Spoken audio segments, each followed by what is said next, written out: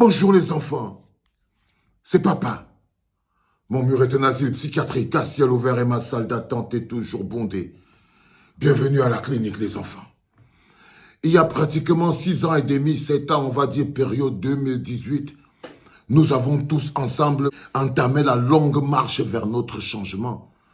Et depuis plus de 6 ans et demi, nous marchons ensemble dans la douleur, dans la souffrance pour le changement. Nous prenons des coups, mais nous continuons d'avancer difficilement.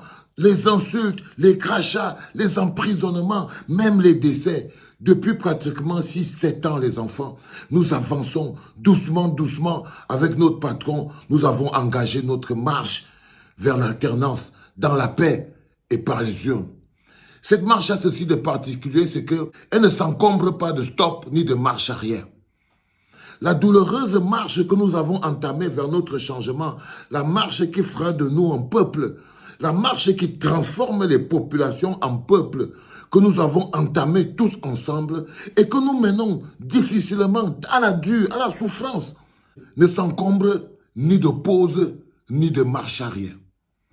Ne s'encombre ni de pause ni de marche arrière. Nous ne pouvons nous permettre une marche arrière. Nous sommes déjà sur le terrain. Nous ne pouvons plus nous permettre de reculer devant l'injonction d'un préfet. Nous ne pouvons plus. Nous ne pouvons plus trembler devant les gros yeux d'un préfet ou d'un sous-préfet. Le peuple que nous sommes en train de devenir ne peut plus être effrayé par le communiqué d'un préfet ou d'un sous-préfet. Non, nous sommes des hommes libres. Les hommes qui se libèrent pour libérer le pays ne nous permettent plus de trembler et de flipper devant le communiqué d'un préfet, fils d'un sous-préfet. Non, les enfants. Cette marche qui nous transforme en peuple, un peuple qui réclame ses droits, un peuple qui connaît aujourd'hui qu'il a des droits, parce que cette marche-là, c'est aussi la marche qui nous libère de l'ignorance, qui nous met à la connaissance de nos droits. Et quand tu connais déjà tes droits, quand ta marche t'a déjà amené vers la connaissance de tes droits, ça veut dire que ta marche t'a transformé. Parce que la première transformation que cette douloureuse marche que nous menons tous les jours vers la libération de notre pays fait, c'est que ça nous a d'abord transformé en nous apprenant nos droits. On connaît l'article 80, on connaît le respect du code électoral, on connaît le mandat impératif, on connaît la loi de 90, on connaît la liberté d'expression et de manifestation, la liberté d'aller et venir. On connaît tout ça et personne ne va plus nous les enlever. Personne ne va plus nous enlever notre liberté de disposer de notre temps comme nous voulons, d'aller où nous voulons. Nous ne sommes pas des moutons enfermés dans un enclos qu'un préfet ou un sous-préfet peut se lever un matin et il vous dit « Ah, à partir d'aujourd'hui, de telle heure à telle, de 2 jours, tel jour, vous ne passez plus ici sans vous donner d'explication. » Non, les enfants, on ne traite pas un peuple comme des moutons. Parce que c'est un manque à gagner. C'est de l'argent, c'est la vie. Et ce n'est pas le préfet ou le sous-préfet qui remplace ce manque à gagner. Nous connaissons aujourd'hui ce qu'on appelle la loi de 90, la liberté de marcher même. Mais nous savons aussi qu'en tant que citoyens, nous avons la liberté de partir d'un point A de Douala à un point B de Douala sans demander l'autorisation à quelqu'un. Un citoyen qui vit à Douala n'a pas le droit de partir de l'aéroport de Douala jusqu'à Grand Moulin. Nous ne pouvons plus être ce type de peuple. Nous ne sommes plus ce peuple-là. Nous ne sommes plus ce peuple-là parce que la transformation de notre être qui fait de nous aujourd'hui un peuple, parce que nous sommes passés du stade de population à peuple, c'est la somme de connaissances que nous avons engrangées. C'est la somme de connaissances que nous engrangeons tous les jours. C'est la somme de lois, d'institutions qui transforment les gens parce que l'ignorance abrutit les masses. C'est l'ignorance qui fabrique des populations faibles qui peuvent trembler devant le pouvoir colonial d'un sous-préfet. Un homme libre qui connaît ses droits ne flippe pas devant le pouvoir colonial d'un sous-préfet. Non, pas du tout. Il ne flippe pas devant un sous-préfet qui a encore les réflexes de l'époque coloniale, qui lui-même ne connaît pas les droits des citoyens. Non. Nous sommes capables de défendre nos droits parce que lorsque tu connais tes droits, on ne peut plus rien t'apporter dans la vie. Il ne te reste plus qu'à les défendre.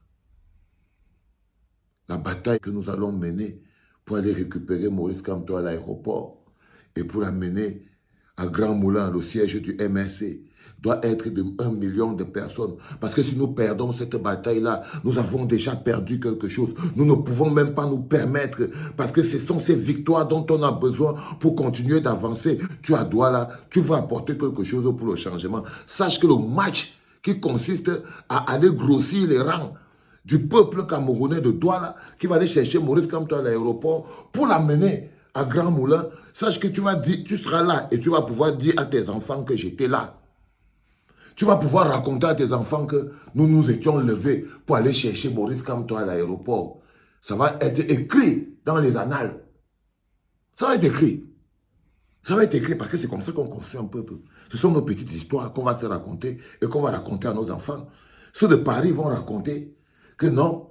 Et puis nous avons installé le podium à Paris et Maurice Kamto est venu, il a fait ceci, il a fait cela. Et ceux de Douala vont dire que quand Maurice Kamto était parti de Paris, il est arrivé à Douala, j'étais là.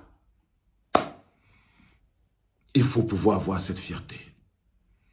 Croyez-moi les enfants, c'est des souvenirs inoubliables que vous aurez dans la construction d'un peuple.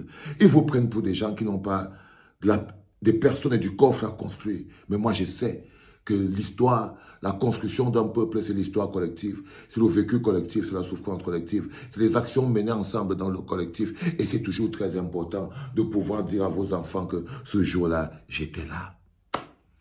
Que ce jour-là, j'étais là, les enfants. Vous ayez la possibilité de dire à vos enfants que le jour-là, nous étions allés chercher Maurice Kamto à l'aéroport. Que j'étais là le jour qu'on était allé chercher Maurice Kamto à l'aéroport. Et il faut que tu puisses le dire. Que c'est ce jour-là, on a écrit une page importante de notre dur et long chemin. De notre dur et long chemin. J'étais là, dans cette période-là, j'ai joué ce match-là, j'étais dans ce chapitre-là, j'ai participé. Vous devez pouvoir le dire que vous étiez là, que vous avez été présent, vous avez écrit cette page de l'histoire-là avec les autres.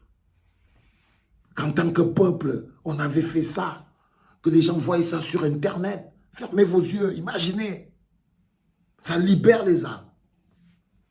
C'est l'énergie de la liberté, ça coule dans les veines, ça libère, c'est comme une flamme. C'est ça qui transforme. C'est ça qui transforme. Et vous ne pouvez pas savoir, c'est magique. On ne peut plus continuer d'avoir peur de notre adversaire, surtout qu'il est dans l'illégalité. Il viole nos droits. Même le droit d'aller prendre notre ami à l'aéroport, ils veulent nous l'enlever. Ils veulent nous enlever le droit d'aller prendre notre ami à l'aéroport pour l'amener à la maison. Et là, on doit pouvoir se dire, non, nous sommes devenus le peuple. Nous ne sommes plus des populations. Nous ne sommes plus ces gens qu'on brime. Non, on ne nous brime pas. On ne nous brime pas.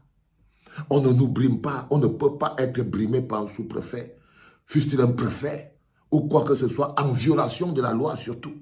C'est-à-dire que si c'est encore que nous, on était même dans l'illégalité, on pouvait comprendre.